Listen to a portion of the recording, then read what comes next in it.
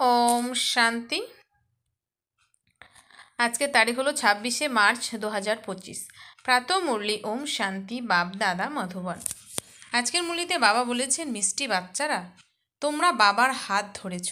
তোমরা গৃহস্থী থেকেও বাবাকে স্মরণ করতে করতে তমপ্রধান থেকে শতপ্রধান হয়ে যাবে। প্রশ্ন: বাচ্চারা, তোমাদের মনে কোন আনন্দ উল্লাস থাকা উচিত? রাজ সিংহাসনে বিরাজিত হওয়ার বিধি কী?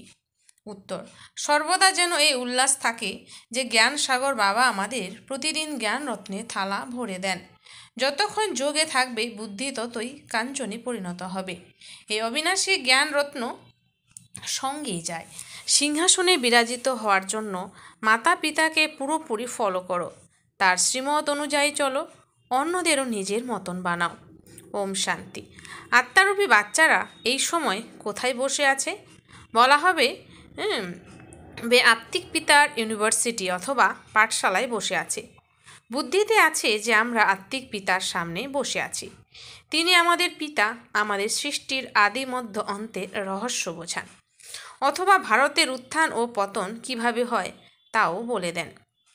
ভারত যে পবিত্র ছিল এখন পতিত হয়েছে। ভারত মুকুটধারী ছিল, তাহলে কে পরাজিত করলো? রাবণ। রাজত্ব হারানো অর্থাৎ পতন হলো, তাই না? কেউ রাজা তো কেউ নেই। যদি কেউ হয় সে পতিতই হবে। এই ভারতের সূর্যবংশী মহারাজা মহারানী ছিল। সূর্যবংশী মহারাজা ও চন্দ্রবংশী রাজারা ছিল। এই সব কথা এখন তোমাদের বুদ্ধিতে আছে। দুনিয়া এই কথা কেউ জানে না। তোমরা বাচ্চারা জানো আমাদের আত্মিক পিতা আমাদের পড়াচ্ছেন। আমরা আত্মিক পিতার হাত ধরেছি। যদিও আমরা গৃহস্থে বাস করি, কিন্তু বুদ্ধিতে রয়েছে এখন আমরা সঙ্গম যুগে দাঁড়িয়ে আছি।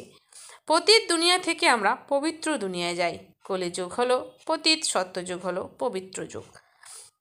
পতিত যুগ আর সত্যযুগ হলো পবিত্র যুগ। পতিত মানুষ পবিত্র মানুষের সামনে দাঁড়িয়ে প্রণাম করে। যদিও দেবতারাও ভারতের মানুষ, কিন্তু তারা দিব্য গুণধারী। এখন তোমরা বাচ্চারা জানো আমরাও পিতার দ্বারা এমন দিব্য গুণ ধারণ করছি। সত্যযুগে এমন পুরুষার্থ করব না, সেখানে তো থাকে প্রালব্ধ। এইখানে পুরুষার্থ করে দিব্যগুণ ধারণ করতে হয়। সর্বদা নিজেকে পরীক্ষা করতে হবে। আমরা বাবাকে কতক্ষণ স্মরণ করে তমপ্রধান থেকে শতপ্রধান হচ্ছি। বাবাকে যত স্মরণ করবে ততই শতপ্রধান হবে। বাবা তো হলেন সর্বদা শতপ্রধান। এখন দুনিয়াটি পতিত দুনিয়া, পতিত ভারতই আছে। পবিত্র দুনিয়ায় পবিত্র ভারত ছিল। তোমাদের কাছে প্রদর্শনী ইত্যাদিতে বিভিন্ন প্রকারের মানুষ আসে। কেউ বলে যেমন ভোজন জরুরি, তেমনি বিকারও হলো ভোজন। বিকার ছাড়া বাঁচব না, তো অনেকে বিকার ছাড়া বলে, বিকার হলো একটা ভোজন।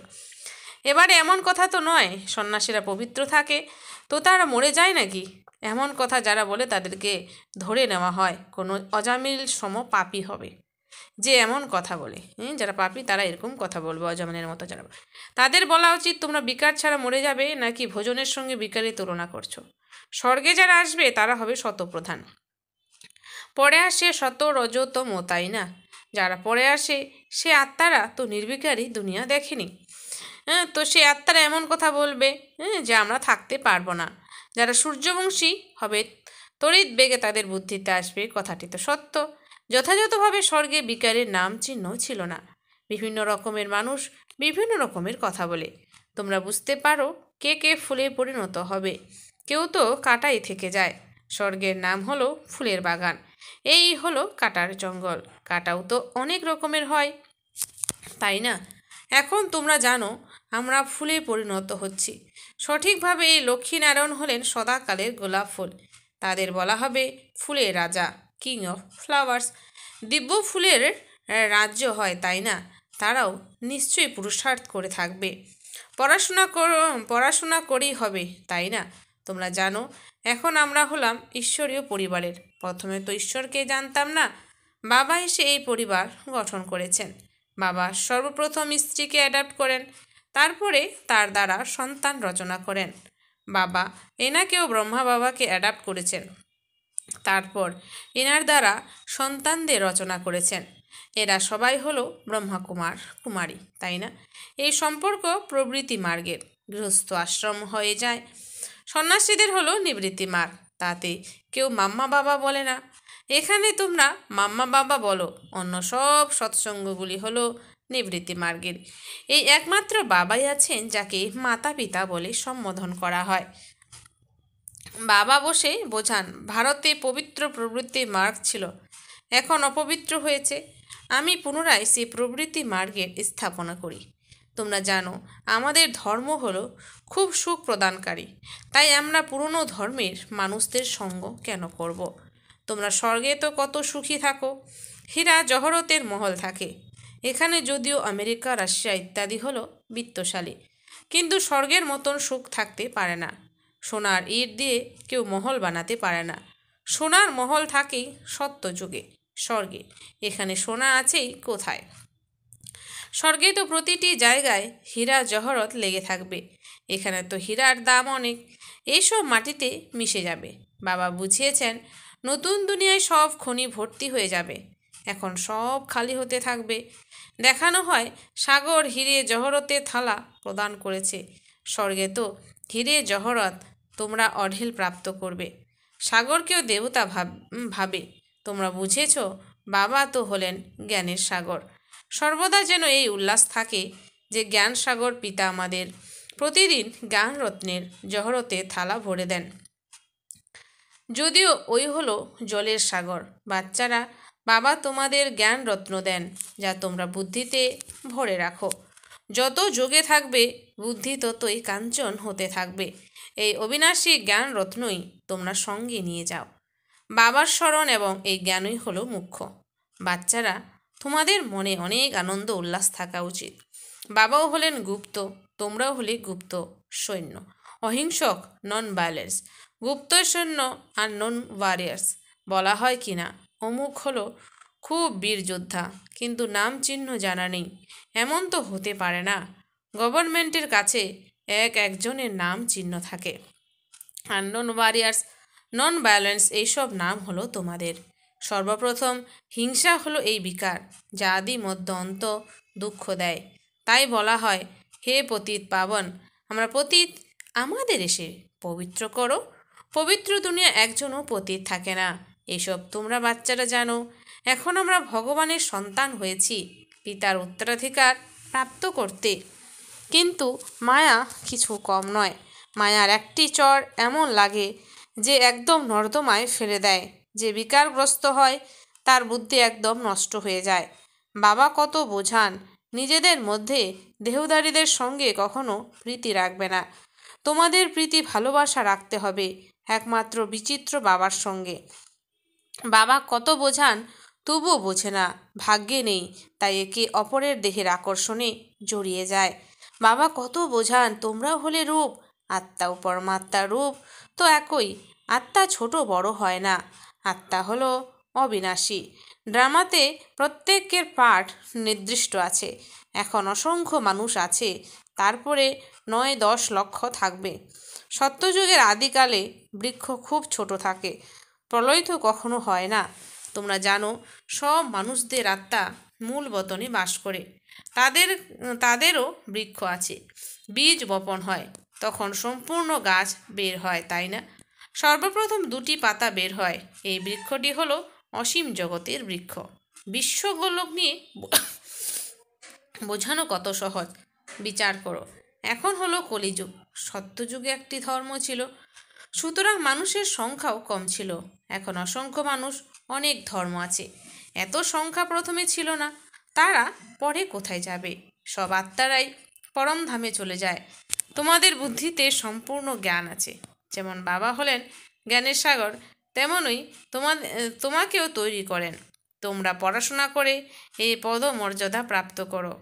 বাবা হলেন স্বর্গের রচয়িতা, তাই স্বর্গরূপী অবিনাশী উত্তরাধিকার ভারতবাসীদেরই প্রদান করেন। বাকি সবাইকে পরমধাম ফিরিয়ে নিয়ে যান। বাবা হলেন, আমি এসেছি বাচ্চাদের পড়াতে। যত পুরুষার্থ করবে তত পদমর্যাদা লাভ করবে, যত শ্রীমত অনুযায়ী চলবে তত শ্রেষ্ঠ হবে। সমস্ত কিছু নির্ভর করছে পুরুষার্থের উপরে। মাম্মা বাবার সিংহাসনে বিরাজিত হওয়ার জন্য পুরোপুরি ফলো করো ফাদার মাদারকে। সিংহাসনে বিরাজিত হতে তাদের আচরণ অনুযায়ী চলো। অন্যদের নিজের মতন বানাও। বাবা অনেক প্রকারের যুক্তি বলে দেন। একটি ব্যাজের উপরেই তোমরা কাউকে ভালো করে বসিয়ে বোঝাও। পুরুষোত্তম মাস হলে বাবা বলেন চিত্র ফ্রিতে দিয়ে দাও।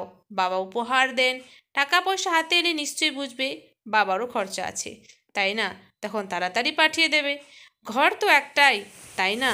এই ট্রান্সলাইটের চিত্রের প্রদর্শনী হলে অনেকে দেখতে আসবে। পুণ্যের কাজ, তাই না? মানুষকে কাটার থেকে ফুলে পাপ আত্মার থেকে পুণ্য আত্মায় পরিণত করা, একে বিহং মার্গ বলা হয়। প্রদর্শনীতে স্টল লাগালে অনেকে আসে, খরচা কম হয়।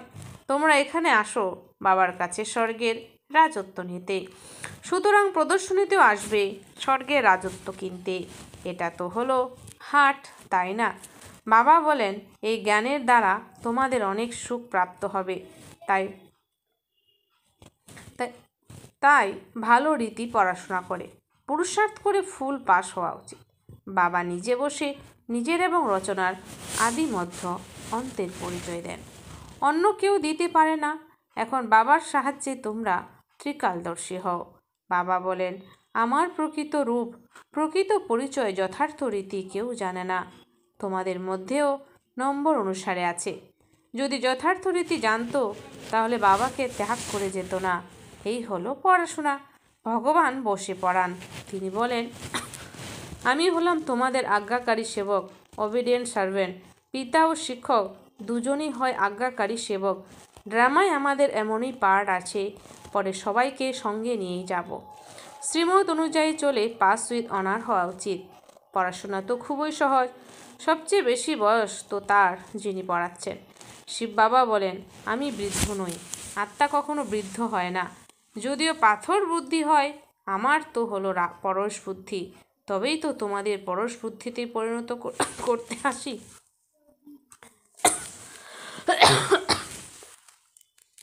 কল্পে কল্পে আসি, অসংখ্যবার তোমাদের পড়াই, তবুও ভুলে যাবে।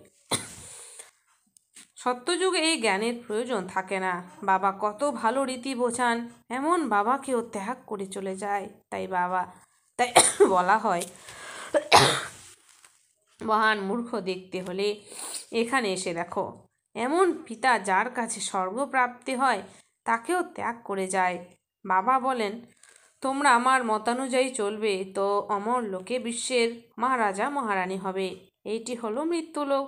বাচ্চারা জানে আমরা সেই পূজ্য দেবী দেবতা ছিলাম, এখন আমরা কী রূপে পরিণত হয়েছি, পতিত ভিখারি। এখন আবার সেই প্রিন্স হতে চলেছি। সবার একরস পুরুষার্থ হওয়া সম্ভব নয়। কেউ ভেঙে পড়ে, কেউ ট্রেটার হয়ে যায়। এমন ট্রেটারদের সঙ্গে কথা বলা উচিত নয়। জ্ঞানের কথা ছাড়া অন্য কিছু জিজ্ঞাসা করলে বুঝবে শয়তানি। সুসঙ্গ দ্বারা উদ্ধার, কুসঙ্গে পতন। যারা জ্ঞানে তীক্ষ্ণ হয়, বাবার হৃদয় স্থান পায়, তাদের সঙ্গ করো। তারা তোমাদের জ্ঞানের মিষ্টি মিষ্টি কথা শোনাবে। আচ্ছা, মিষ্টি মিষ্টি হারানিধি সার্ভিসেবল সৎ আজ্ঞাকারী বাচ্চাদেরকে মাতা পিতা বাপদাদার স্মরণে স্নেহ সুমন আর সুপ্রভাত। আত্মাদের পিতা ওনার আত্মারূপী বাচ্চাদেরকে জানাচ্ছে নমস্কার। আমরা সমস্ত আত্মারূপী বাচ্চারা জানাই মাতা পিতা বাপদাদাকে স্নেহ সুমন আর নমস্কার। ধারণার জন্য মুখ্য সার। 1 নাম্বার, যিনি হলেন দেহহীন, বা বলেন যিনি হলেন দেহহীন বিচিত্র সেই পিতার সঙ্গে ভালোবাসা রাখতে হবে। কোনো দেহধারীর নাম রূপে বুদ্ধি জড়াবে না, যাতে মায়ার চর না লাগে। সেই রূপ সাবধানে থাকতে হবে। তো জ্ঞানের কথা ছাড়া কেউ অন্য কিছু যদি শোনায় তার সঙ্গ ত্যাগ করতে হবে। তো বাবা আজকে বলে দিয়েছেন যে জ্ঞানের কথা ছাড়া অন্য কথা শোনাবে তার সঙ্গ ত্যাগ করতে হবে। ফুল পাস করার জন্য পুরুষার্থ করতে হবে। কাঁটাদের ফুলে পরিণত করার সেবা করতে হবে। বরদান, এক বাবা, দ্বিতীয় কেউ নেই। এই স্মৃতিতে থেকে বন্ধনমুক্ত যোগযুক্ত ভব। এক বাবা, দ্বিতীয় কেউ নেই। এই স্মৃতিতে থেকে বন্ধনমুক্ত যোগযুক্ত ভব। এখন হলো ঘরে ফেরার সময়। এই জন্য বন্ধনমুক্ত আর যোগযুক্ত হও। বন্ধনমুক্ত অর্থাৎ লুজ ড্রেস, টাইট নয়। অর্ডার পাওয়ার সাথে সাথেই সেকেন্ডে চলে যেতে পারবে। এরকম বন্ধনমুক্ত যোগযুক্ত স্থিতির বরদান প্রাপ্ত করার জন্য সদা এই বরদান স্মৃতিতে যেন থাকে যে এক বাবা, দ্বিতীয় কেউ নেই। কেননা ঘর যাওয়ার জন্য বা সত্যযুগী রাজ্যে আসার জন্য এই পুরনো শরীরকে ত্যাগ করতে হবে। তো চেক করো এরকম এভার রেডি হয়েছো, নাকি এখনও পর্যন্ত কিছু রশ্মি বাঁধা আছে। এই পুরনো বস্ত্র টাইট তো নেই। স্লোগান: ব্যর্থ সংকল্পরূপী এক্সট্রা ভোজন করো না, তাহলে মোটা হওয়া থেকে বেঁচে যাবে। ব্যর্থ সংকল্পরূপী এক্সট্রা ভোজন করো বা করো না, তাহলে মোটা হওয়া থেকে বেঁচে যাবে। অব্যক্ত ইশারা: সত্যতার সভ্যতারূপী কালচারকে ধারণ করো। বাবার সব থেকে প্রিয় জিনিস হলো সত্যতা। এই জন্য ভক্তিতেও বলা হয় যে গড ইজ ট্রুথ। সব থেকে প্রিয় জিনিস হলো সত্যতা, কেননা যার মধ্যে সত্যতা থাকবে তার মধ্যে সাফাইও থাকবে, তারা ক্লিন অ্যান্ড ক্লিয়ার থাকে। তো সত্যতার বিশেষ গুণকে কখনো পরিত্যাগ করবে না। সত্যতার শক্তি লিফটের কাজ করে। আচ্ছা, ওম শান্তি। ধন্যবাদ বাবা আজকের এই সুন্দর মিষ্টি মুরলির জন্য।